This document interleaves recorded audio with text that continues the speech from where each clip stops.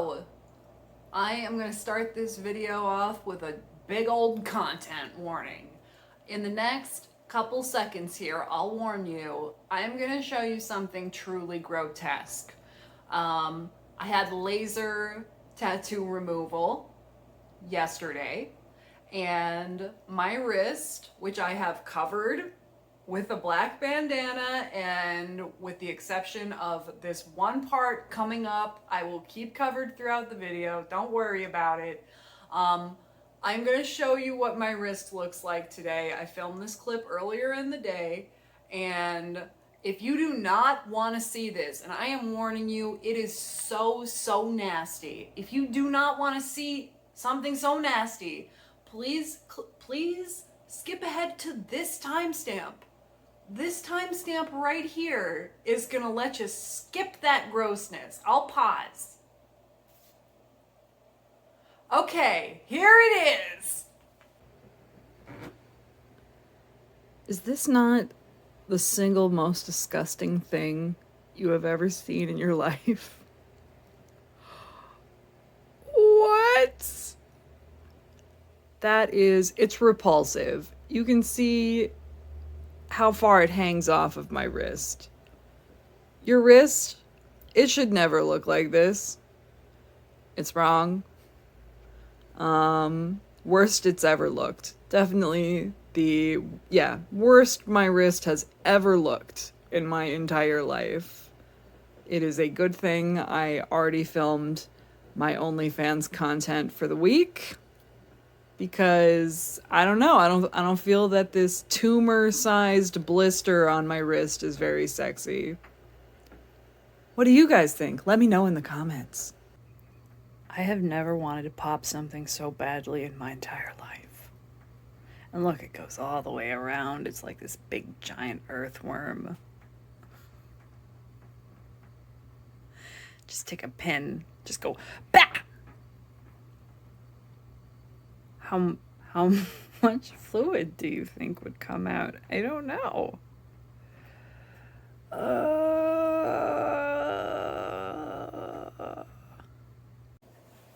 Well, aren't you glad that's over?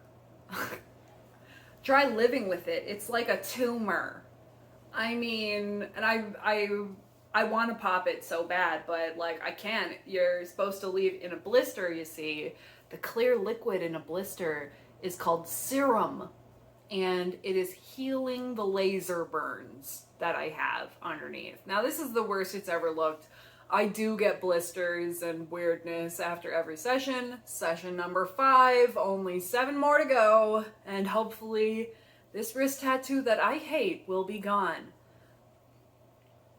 It's difficult to live with though, because like, imagine trying to do dishes, imagine trying to work at a desk, typing all day, and not pop this cherry tomato sized blister. It's not even a cherry tomato, it's larger than that. It's like a frog. It's like a frog attached to my wrist, and I can't disturb the frog while I'm like working 9 hours at my job today. So if you are wondering what the laser process is like, basically you go into a room with a very hot lady. At least that's my experience. You go into a room with a hot lady. She gives you some cool colored sunglasses to protect your eyes from the laser. And then the laser machine is like a pen. It's like, it's obviously it's attached to a big machine, but it's like a pen that she then colors over your tattoo with electricity. And Tommy, come here. Come here, Tommy. No, he's not coming over here. If you're wondering, hey Lily, where are you? This isn't your regular set. Well, I'm at my sister's house, babysitting her cat Tom. And I showed him to you guys the other day. I'm sure that you probably want to see him again, so let's do that real quick. Hey Tom. Oh, he's afraid of the camera. Never mind.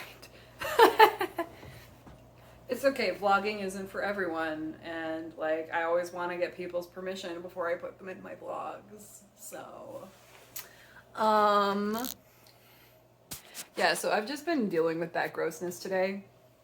And like I said, I worked a 9-hour shift. Here I am again, so committed to my upload schedule.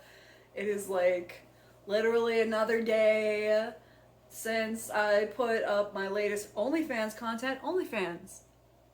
Ignore that giant mouse-sized blister I just showed you on my wrist. Did you know I have an OnlyFans? And for only $4.99, you can see me naked? It's getting a little forced. It's getting a little forced with the mentioning the OnlyFans every video, but I feel like if I just do it enough, it can be a gag. You know? Right now, I am drinking a Lagunitas Hoppy Refresher, which is my new favorite fake beer, so to speak. This one is giving me everything I want from an IPA. It is no calories. It is literally IPA flavored sparkling water from Lagunitas, and it is so delicious. If Lagunitas would like to sponsor me in my videos, you just let me know. I will work for Hoppy Refreshers, all right?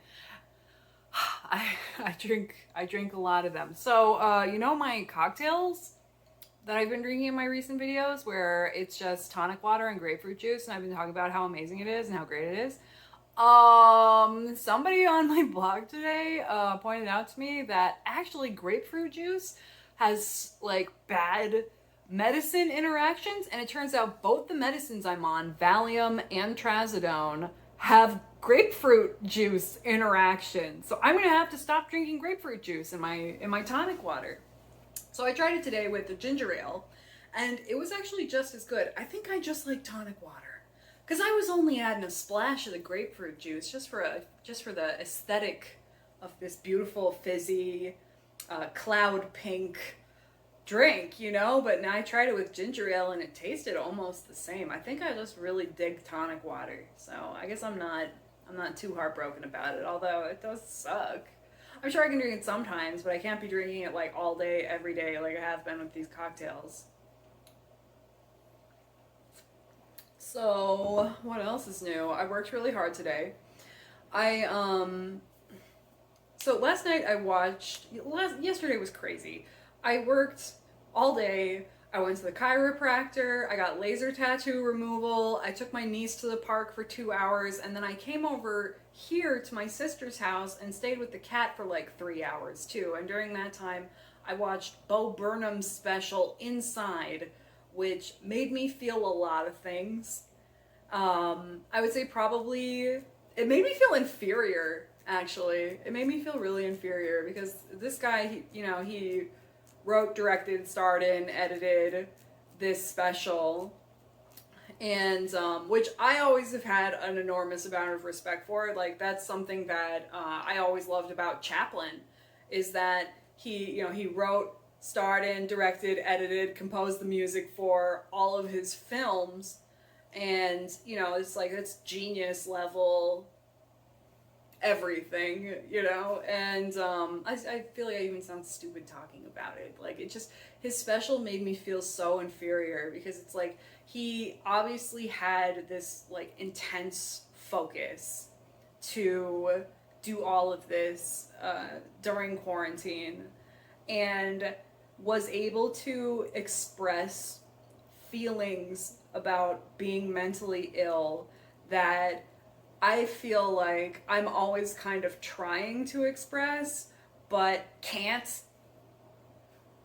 Just like have never tried hard enough to express that. And then it's like, I've been spending so much time on my OnlyFans and my YouTube videos this week. It's like, it's giving me this inferiority complex. Like, here I am making this, excuse me, bullshit content, and this guy is over here just being a genius and like making me cry and shit, and just made this wonderful special. I think I'm gonna watch it again, actually, after I get done finishing this video. But yeah, so I like woke up this morning and I was like still thinking about it, And feeling down on myself for how much time I feel like I'm distracted throughout the day by my phone.